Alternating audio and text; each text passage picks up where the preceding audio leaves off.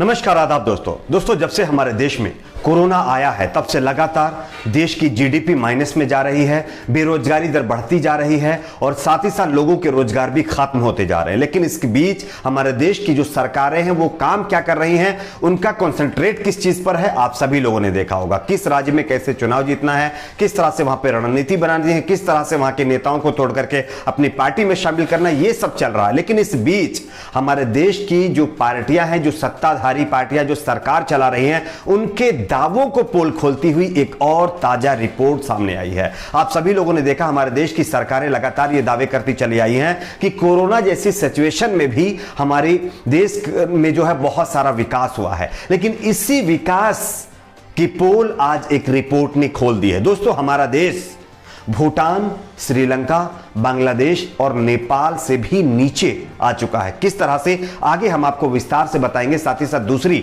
एक और बड़ी खबर बाबा रामदेव की कोरोनिल दवा को लेकर के आ रही है। बाबा रामदेव की दवा कोरोनिल एक और देश में बंद करवा दी गई है। यहां पर इनकी दवा पर बैन लग गया है। कौन से वो देश है, हम इसके बारे में भी बताएंगे। साथ ही साथ दोस्तों, कल बिहार के अंदर एक मदरसे में हुए विस्फोट मामले पर बीजेपी के नेता ने मस्जिद, मदरसे और मुसलमानों को लेकर के विवादित बयान दिया था और इस बयान के मामले पर अब जेडीयू ने बीजेपी के नेताओं के ऊपर कड़ा प्रहार किया है। किस तरह से, आगे हम आपको बताते हैं। उससे पहले एक छोटी सी रिक्वेस्ट आपसे करेंगे, वीडियो को लाइक, चैनल को सब्सक्राइब, ज्यादा से ज्यादा शेयर करें। दोस्तों, हमारे देश में जब से आज सरकार सत्ता में आई है, मैं नाम नहीं लूंगा, तब से ये दावे किए जाते हैं कि न्यू इंडिया बना दिया जाएगा, देश के अंदर जो विकास की है वो गंगा बहा दी जाएगी। लेकिन आज गंगा में क्या बह रहा है ये भी आप लोगों ने देखा होगा। लेकिन इस बीच एक और ताजा रिपोर्ट ने सरकार की नींद उड़ा दी है। आपको हम एक खबर दिखा रहे हैं, इस खबर को जरा गौर से देखिए।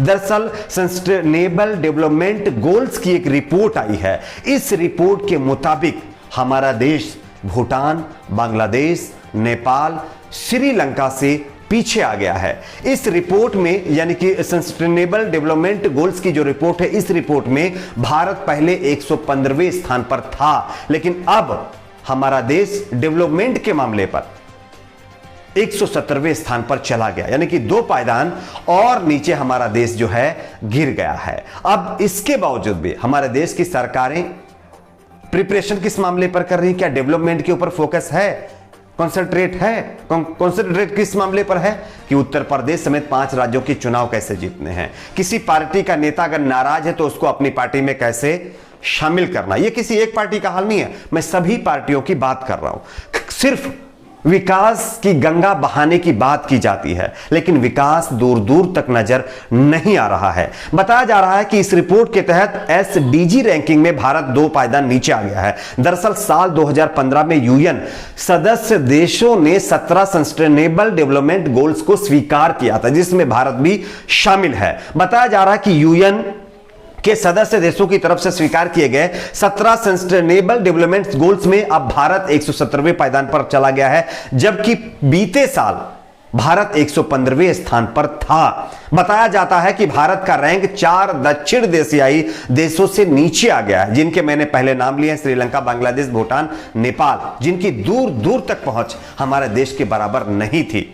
लेकिन उसके बावजूद अगर आप ये बात किसी सरकार से जुड़े हुए व्यक्ति के सामने रखेंगे तो आपको देशद्रोही बता देगा। यह डेवलपमेंट की रिपोर्ट है कि हमारे देश में डेवलपमेंट किस तरह से आगे बढ़ रहा है, कितना डेवलपमेंट हो रहा है। आप सोचिए, नेपाल, श्रीलंका, भूटान, इनकी क्या मिसाल है हमारे देश के सामने। लेकिन आप देख लीजिए, रिपोर्ट में दावा किया गया है कि हमारा देश 117वें पायदान पर, यानी कि 2 पायदान और नीचे आ गया है। खैर, अच्छे दिन है, एंजॉय करते रहिए। बात करते हैं एक और बड़ी खबर की। भूटान, आप सभी जानते होंगे, एक ऐसा मुल्क जो कि नेपाल से सटा हुआ, और बाबा रामदेव भूटान के अंदर भी अपनी कोरोनिल दवा बेचना चाहते थे। लेकिन भूटान ने बाबा रामदेव को बड़ा झटका दे दिया है। दरअसल बाबा रामदेव की दवा कोरोनिल जो है भूटान के अंदर अब बंद करवा दी गई है। भूटान ने बाबा रामदेव की कोरोनिल पर बैन लगा दिया है। आपको हम खबर भी दिखा रहे हैं, आप इस खबर को भी देख सकते हैं। इससे पहले नेपाल ने भी बाबा रामदेव की दवा को बैन कर दिया और बाबा रामदेव की तरफ से जो दावे किए गए थे कि ये कोरोना की दवा है, कोरोना पेशेंट्स पर बहुत अच्छा इफेक्ट करती है, उसके बाद ट्रायल को लेकर के विवाद हुआ, लेकिन नेपाल ने भी अपने ट्रायल में पाया कि बाबा रामदेव की दवा कोरोनिल उस तरह से लोगों के ऊपर इफेक्टिव नहीं है जिस तरह से दावे किए जा रहे हैं।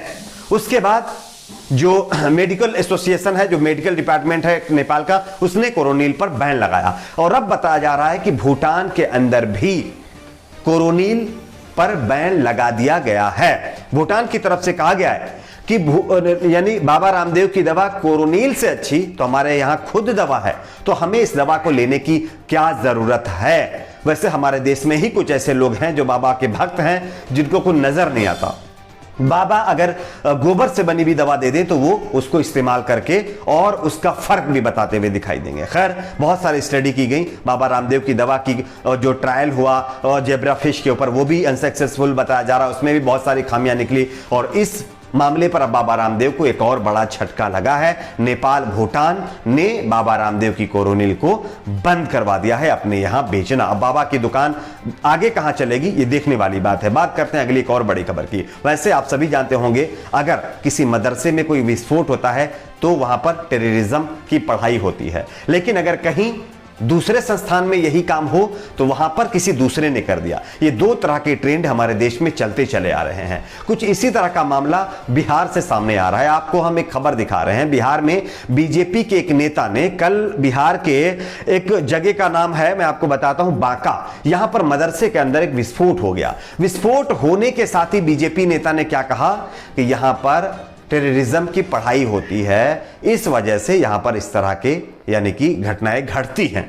काश यही जो है घटना किसी दूसरे संस्थान में होती तो ये क्या कहते कि यहां पर किसी और ने कर दिया, लेकिन अगर एक विशेष समुदाय से जुड़े हुए संस्थान में हुई है तो यहां पर इन लोगों ने किया है। लेकिन इस मामले पर अब खुद बिहार जेडीयू ने बीजेपी को हिदायत देते हुए कड़ी फटकार लगाई है। दरअसल बिहार के बांका जिले में मंगलवार को मदरसे में हुए विस्फोट पर विवाद जारी है। घटना पर बीजेपी विधायक हरिभूषण ठाकुर बचौल की ओर से दी गई प्रतिक्रिया पर सत्ता पक्ष और विपक्ष के नेता हमलावर हैं। बीजेपी नेता के बयान पर पलटवार करते हुए जनता दल यूनाइटेड के विधान पार्षद गुलाम रसूल बलियावी ने कहा है कि जिनको मदरसों का इतिहास पता नहीं है, आज वो मदरसों के ऊपर बयानबाजी कर रहे हैं। और ये जो बीजेपी के नेता अनाप शनाप बयानबाजी कर रहे हैं, काश इनको चुनाव के दौरान भी ये चीजें याद रहें तो ज्यादा बेहतर होगा।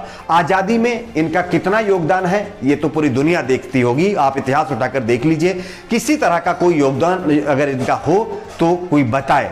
खैर, इन सारे मामलों को मद्देनजर रखते हुए बिहार के अंदर बीजेपी जेडीयू बांका में हुए मदरसे के अंदर विस्फोट मामले पर आमने सामने आ गए हैं। वैसे बीजेपी के नेता इस तरह की बयानबाजी करते ही रहते हैं, क्योंकि चुनाव भी कई राज्यों में आ चुके हैं और इसी मामले पर आरजेडी की तरफ से भी बयान आया है। आरजेडी के एक प्रवक्ता ने कहा है कि जो हरिभूषण ठाकुर बचौल है बीजेपी के नेता, इनका मानसिक तौर पर संतुलन बिगड़ चुका है। इस तरह बयान दे रहे हैं। आप इनके बयान को किस तरह से देखते हैं नीचे कमेंट बॉक्स में जरूर बताइए। वीडियो को लाइक शेयर, चैनल को सब्सक्राइब जरूर करें।